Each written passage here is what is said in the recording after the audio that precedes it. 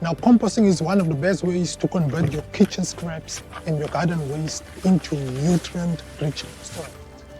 And by doing so, you can reduce your waste and at the same time make your plants and your garden more healthier and more productive.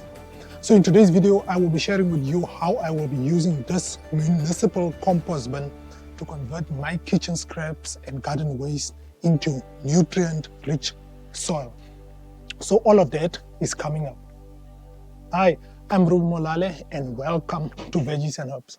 Now recently I managed to get this municipal compost bin as part of the City of Cape Town's home composting program. Now one of the first things to consider when setting up your compost bin is the location.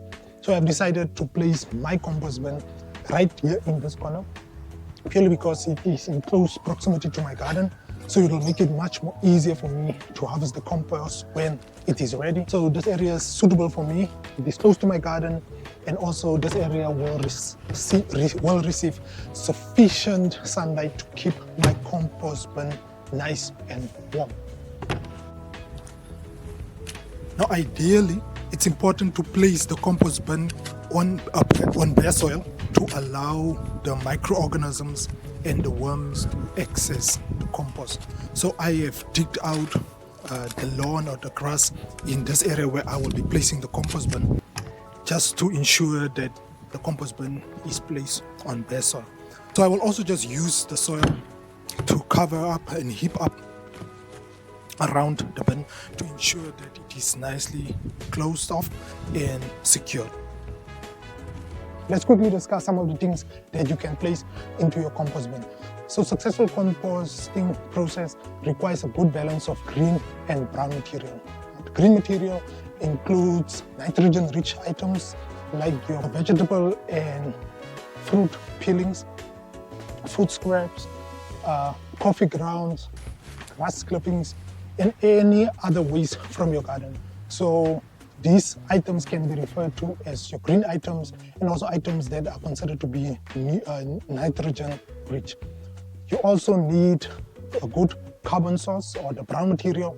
These items include things like your leaves. You can also include cardboard and shredded newspaper. All of these things can be considered as your brown material. So in order to have a successful and a good composting mix, it's important to have a good ratio. According to some research, it appears that you need 2 parts of brown material for the 1 part of green material that you put into your garden.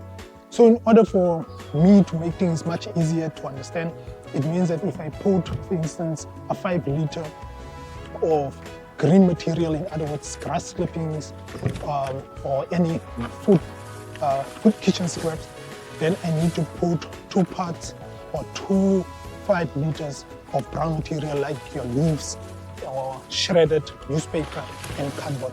That is just to make things easier for me to understand. So you don't have to actually measure it exactly like I have indicated here, but just to illustrate the 2-to-1 ratio. So luckily for me, I have already collected a number of leaves during when I was cutting some of the trees outside. So I have stored these leaves, and these will be a good source of brown material for me during my composting process. So for me, to ensure that I have a good balance, I will just make use of these 5 liter buckets to ensure that whenever I put my waste into my bin, that I try to put 2 parts of brown material to ensure that I maintain a good ratio of green and brown materials.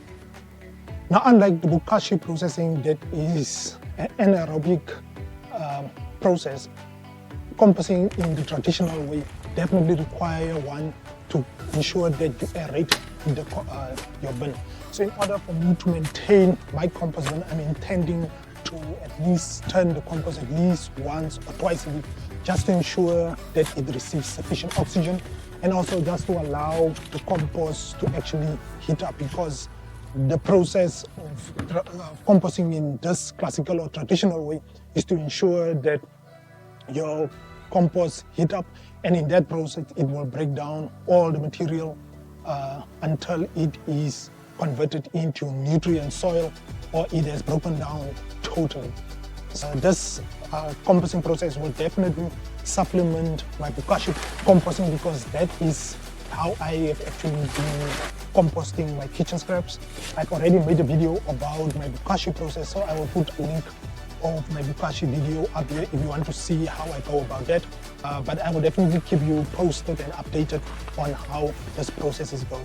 I think one of my biggest fears was that the traditional way of actually composting could lead to smells. And since we are in a residential area, the last thing that I want is a situation where there's some heavy smells going around.